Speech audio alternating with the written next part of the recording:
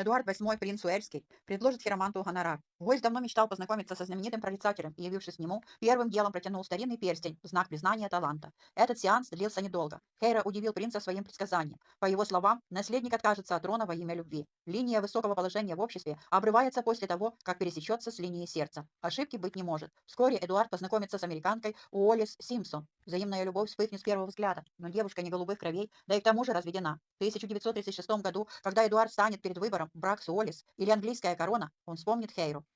Эдуард VIII, 1894-1972 год, король Великобритании и император Индии, правивший всего 325 дней, с 20 января по 11 декабря 1936 года. Эдуард был старшим сыном короля Георга V. В 1910 году он получил титул принца Уэльского и с детства готовился к тому, что однажды займет престол. Королевский двор Британской империи тогда отличала патриархальность и чрезмерная скромность. Маленький принц же мечтал о роскоши и развлечениях, которые были в других королевских семьях. Когда он подрос и с головой ушел в вечеринки и празднества, он начал вести довольно беспечный для наследника образ жизни. К 40 годам самый элегантный и богатый жених Европы так и остался холостяком. Именно в этот момент он и познакомился с американкой Бесси Уоллес Уойерфилд. Эта встреча определила судьбу не только самого Эдуарда, но и всей Британской империи. Как описывали Уоллес в биографии королевской семьи, она была авторитарной личностью, а он нуждался в женщине, которая могла и прикрикнуть на него. Занял трон 20 января 1936 года после смерти отца.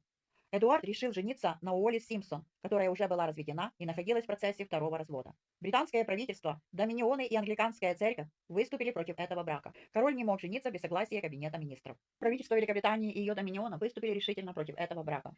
Будучи британским монархом, Эдуард был номинальным главой англиканской церкви, законы которой не позволяли разведенным вновь вступать в брак, если их бывшие супруги пребывали в числе живых. Таким образом, по закону, он не мог жениться на Симпсон и при этом остаться на троне, а Симпсон не подходила на роль королевы-супруги по причине двух ее предыдущих браков.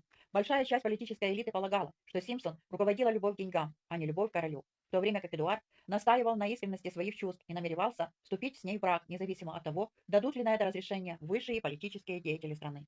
Однако всеобщее нежелание общества принять Симпсон в качестве королевы-консорта и отказ Эдуарда оставить Симпсон привели к тому, что 10 декабря 1936 года он подписал манифест об отречении. Престол перешел к его брату Георгу VI, отцу Елизаветы II. В 1937 году он женился на Уоллес Симпсон, с которой прожил вплоть до своей смерти в 1972 году. Все случилось так, как предсказал хиромант.